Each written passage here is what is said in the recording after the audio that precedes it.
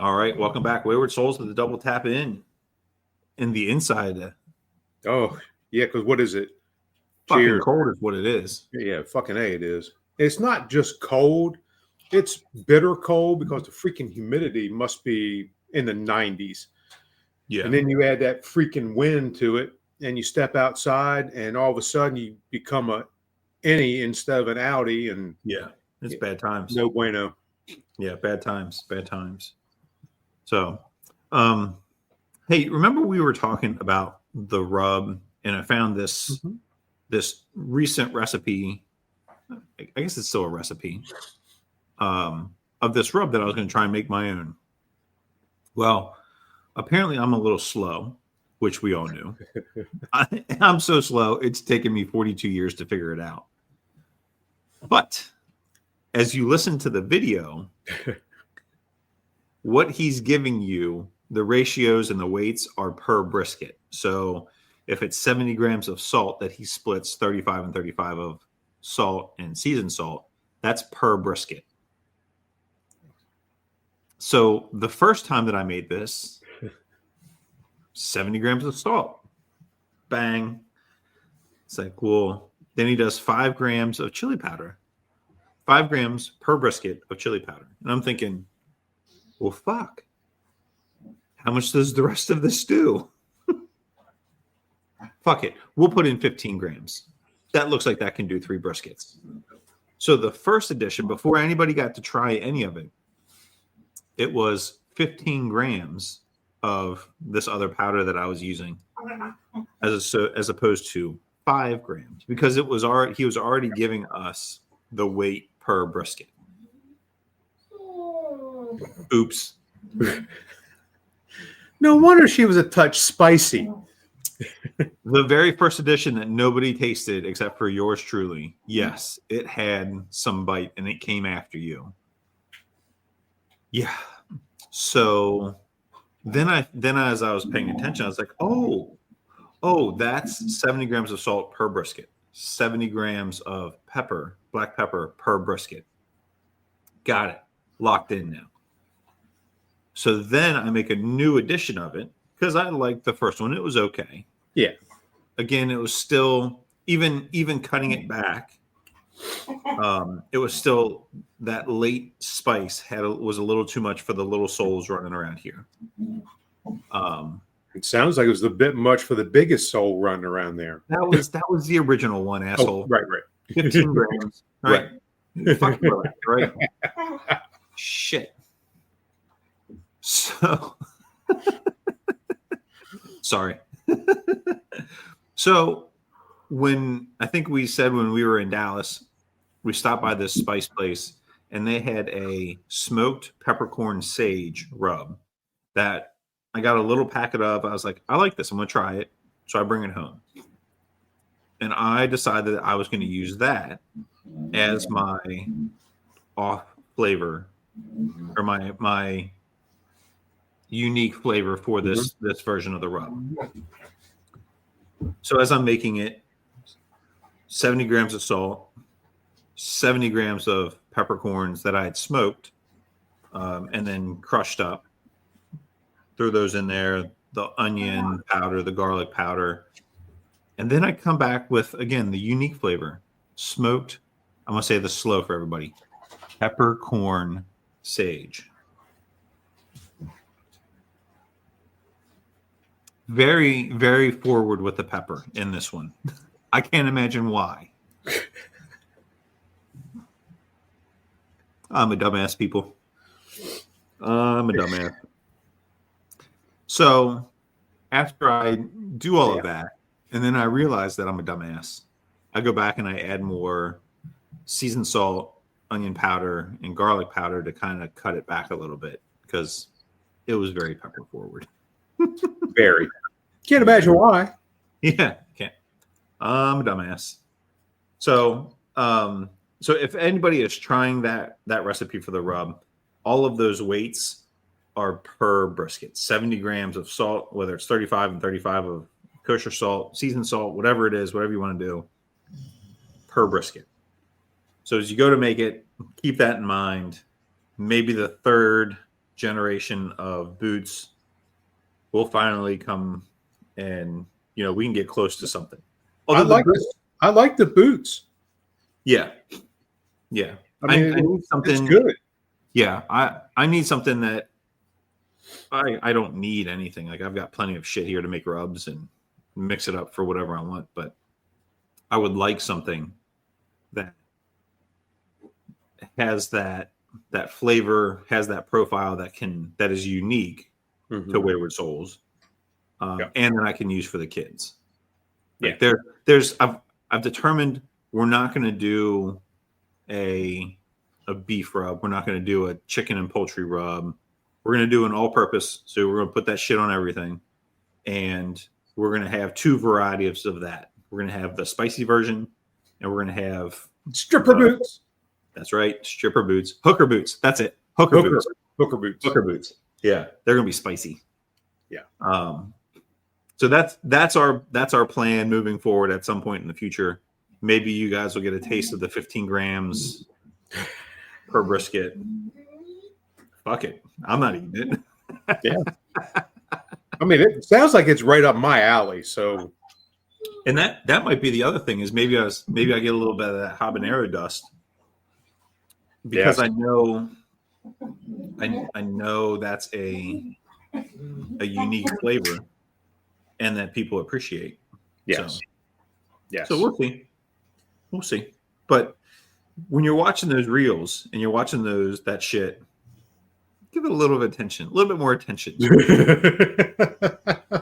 Well, I for one enjoyed it. I had it on the ribeyes the other night. I did the roasted chicken the other night. Yeah, real pleased with the flavor that the boots imparted on it. Thank you. We did. The Food Kitty had not prime rib, had ribeyes on sale last shift for $9.99 a pound. Mm-hmm. So we did steaks for dinner, and we put new boots, the peppered boots, on that, and that it really is good. Like I said, there's part of it is there's a difference when you taste it after you make it. Yeah. Versus when you put it on and you season something with it. So there is a difference. Yes. Like when I taste boots, I get that spice at the back of it. When I put it on some meat and I eat it, I really don't get it there. I get it a little bit, but not nearly as much as you do just eating it. So right. There is a translation, there is an adjustment. So yeah, we mentioned in a previous episode when I do somebody's spice, I don't necessarily just pinch it and that's going to taste like shit, because you're missing the key component in that tasting, which is your protein. Yeah. So you've got to take into consideration, how is that spice flavor going to go with that particular protein that you're cooking? Right. So you're missing the biggest factor in it. So it may taste great in the pinch, but it might taste horrible on the protein, or it may taste like shit in the pinch, but be absolutely fantastic on the protein. So it's kind of it's definitely not an exact science. Yeah. So which is why I just read the label. If it's got a cool name and a cool label, then it might come home with me. Yeah. And the other thing is, like, for a lot of spices, you look and it shows a blend of whatever. Because again, they're not going to tell you, like, that's how they're making money. They're not going to tell you what's in it. It's their proprietary blend. But if I can look at it and be like, oh, I know, for example, you don't like the cilantro and Coriander. Yeah. If it's got cilantro or coriander in it, fucking put it back. Yeah. And those are things that they're going to have separate. That, like, they're going to put those in there. But like your proprietary blend of salt, pepper, garlic, that kind of stuff, like, you're not going to get the ratios, although you can kind of guess, because the ingredients are in descending order. So you can kind of guess at that. The one ingredient that I will 99% of the time, put back on the shelf is MSG. Now, I know people use MSG in their rubs as a flavor enhancer and all that kind of stuff. I also know the history of MSG, and it affects people. A lot of people get a headache when they have it, when they have MSG in their stuff. So I typically do not like to have MSG in my rubs and spices. I'm not saying that I don't have maybe one or two out there that have it in it, but it's always down towards the bottom. And the label look cool. So give them a little whirl and see what happens. Yeah. Do you keep your spices like you keep your liquors? Like the top shelf is stuff that you use? Actually, yes. Yeah. Yep. Yeah, I have a basket of... I did that shit without knowing I was doing that shit. And when you mentioned it, I went, yeah. Yeah. So we try to divide and like organize all that stuff. And all of the smoking rubs and cooking rubs are in one. And with the exception of the gunpowder, the bang and board dust, because they're in bigger bottles, the ones that I use more frequently are all to the front and everything else to the back. And the majority of what I use is in one basket. And then I have other stuff like, oh, this looks good. I'm going to try this. And it doesn't make the A team. It doesn't make varsity. It's JV or ninth grade. It's JV. Yep. Yeah. So did you, I don't know if you followed Josh's, I guess, first Instagram page, not the second. He's got one called Straw Hat Barbecue. I saw it just made a reappearance. Love to see it. Yeah. And he referenced the travel bag. I didn't. So I saw it. And clearly, like I just said, I don't actually pay attention to what I see and what I watch on. Right. I have to go back and watch it again. Sorry, Josh. Yeah. He references going to Arkansas on a duck hunt and taking his little travel bag with him loaded with spices and his tools and all that. So nice. Yeah, I thought that was pretty good. Yeah. The Wayward Soles travel bag made its first trek last weekend. It's making its second trek this weekend to the in-laws. Good. So we got there and we're bringing everything in, emptying the car out. She's like, did this need to come in?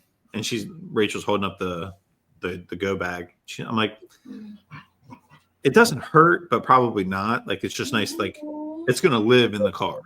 Yeah. She's like, oh, okay. So, yep. Yeah. Nothing wrong with that at all. Yeah. That way, when you go to work. Oh yeah. You'll have your stuff at work. Yep. We, so in the initial phases of the travel bag, I had bought a Therma Pro, just like their basic instant read thermometer. It was like on sale, $10, something like that. I was like, all right, well, I just want something cheap. I'll throw that thing in there. Then I found the Inkbird that we both got now. We both have. I was like, well, I'm taking that thing's going to work because if it gets destroyed, that's okay. Yep. And this is what's going in the travel bag. So, yeah. Good. Yeah, got nice. I'm a big fan of it. Yeah. I've been using that Inkbird a lot. Mm-hmm. It's stuck right to the oven door. Yep. The probes. They're not connected now because I had to wash them, but I had the probe hanging off of it. You know what I mean? Yeah. Sitting right on the oven door. And we ended up having to calibrate our oven. Really? Yeah. Yeah. Because we were finding that the Inkbird, and I said, well, we need to do this a couple different ways to try to figure out if the Inkbird is right. So I have several different ones, and all of the thermometers were really close except for the oven. So we ended up calibrating our oven. Yeah. Which Jennifer had said, I don't know, a couple months ago. She said, I don't think the temperatures are exactly right on our oven because her baked goods aren't. Mm-hmm. They're taking a little bit longer. Yep. Than what she thought they should, blah, blah, blah. So anyway, fix that problem. Thank you, Inkbird. Very nice. Very nice. Yeah. Yep. Speaking of calibrations and adjustments and all that, what's the latest with the Austin XL? So just to get everybody up to speed, having an issue with and I knew when I bought it that it had been a lemon. Let's just call it a lemon.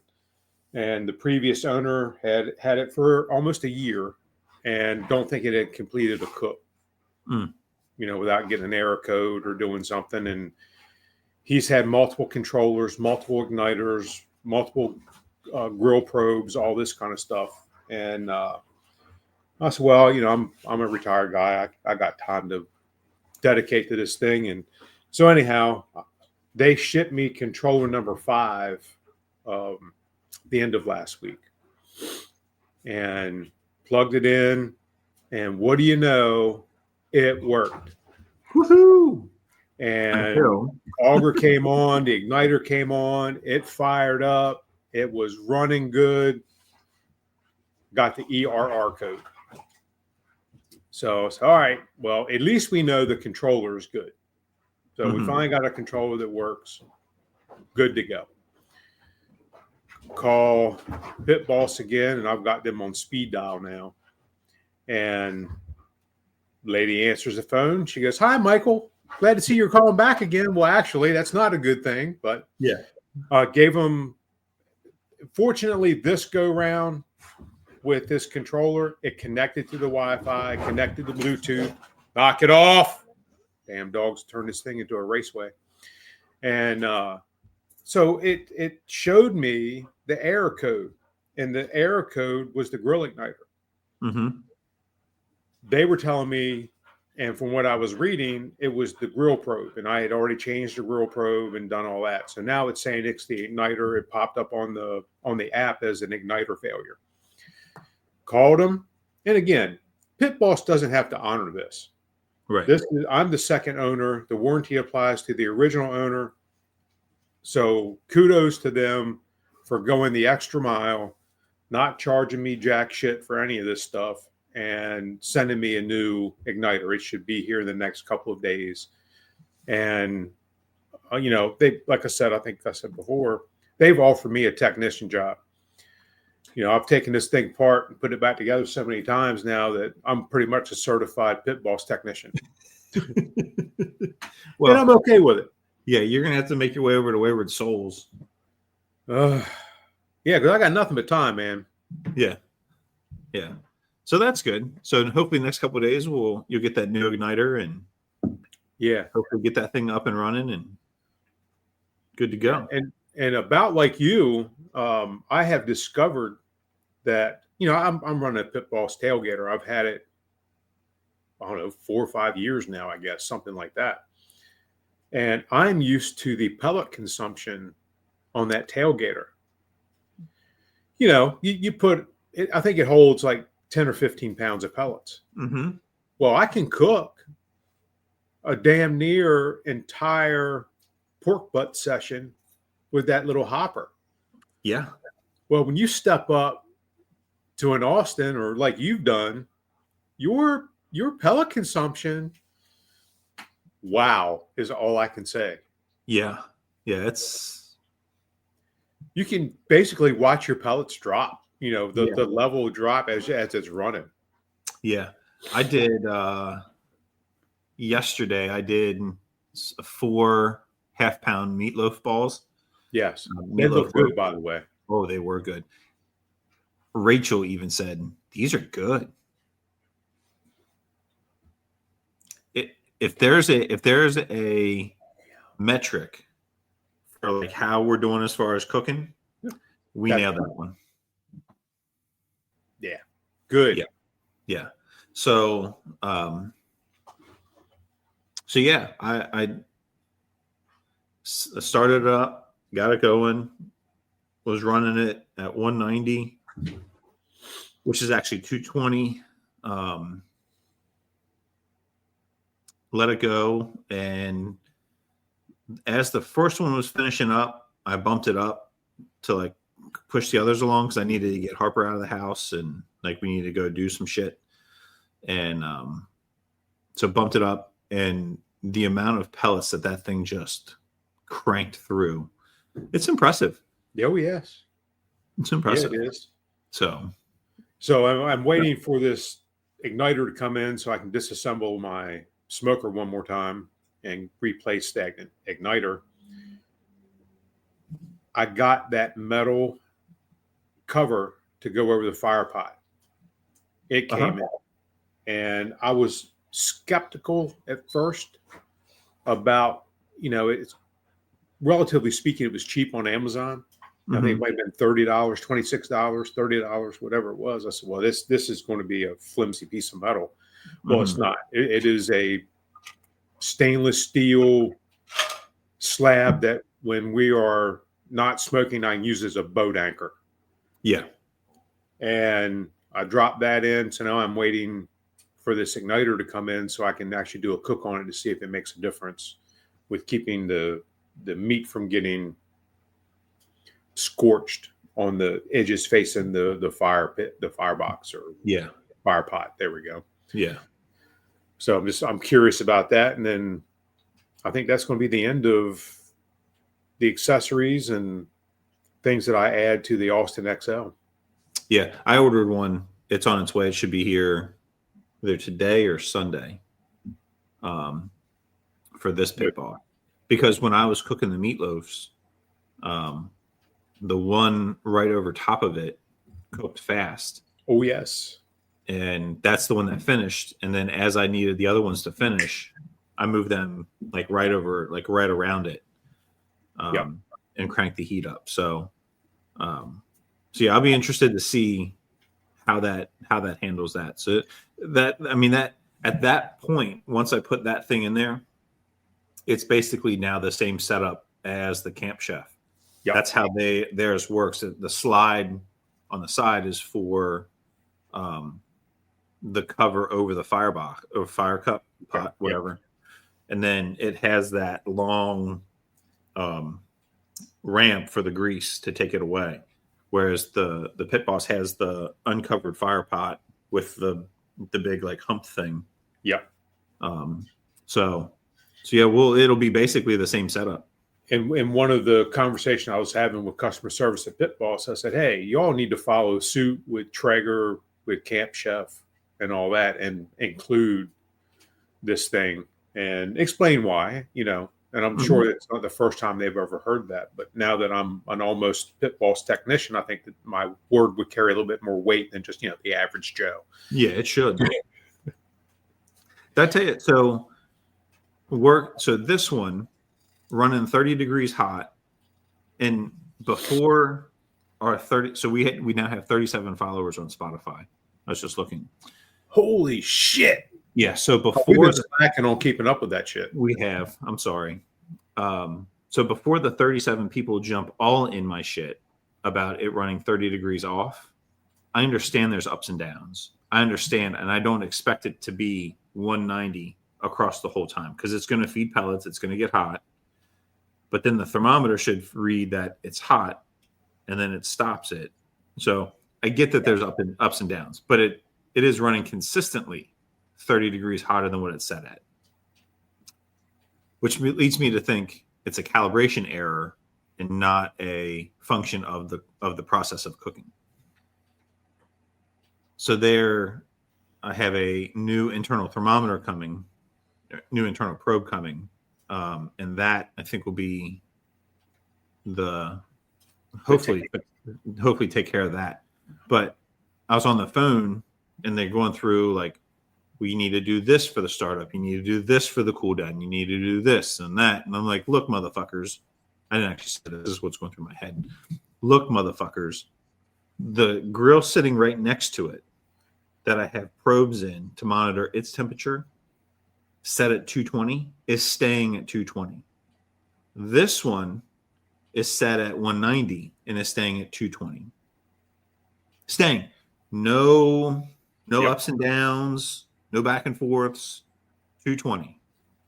Well, it's because you didn't start it right. Listen here, dumbass. Yeah. Maybe in your next technicians meeting, you can bring this up. Yeah. I don't know, maybe getting inside. So eventually when I relayed that it was a calibration error as opposed to a startup, shutdown, cooking error, they're like, oh, well, let's get you a new internal thermometer. Yeah. Yeah. Right. I was going to buy one. I just don't know which one because there's 3 of them on your website. Yep. And none of them say 850 Pro Series. So help a brother out. Yep. So the lady I had the last go round, again, they've all been very, very nice, very, very helpful. I would agree.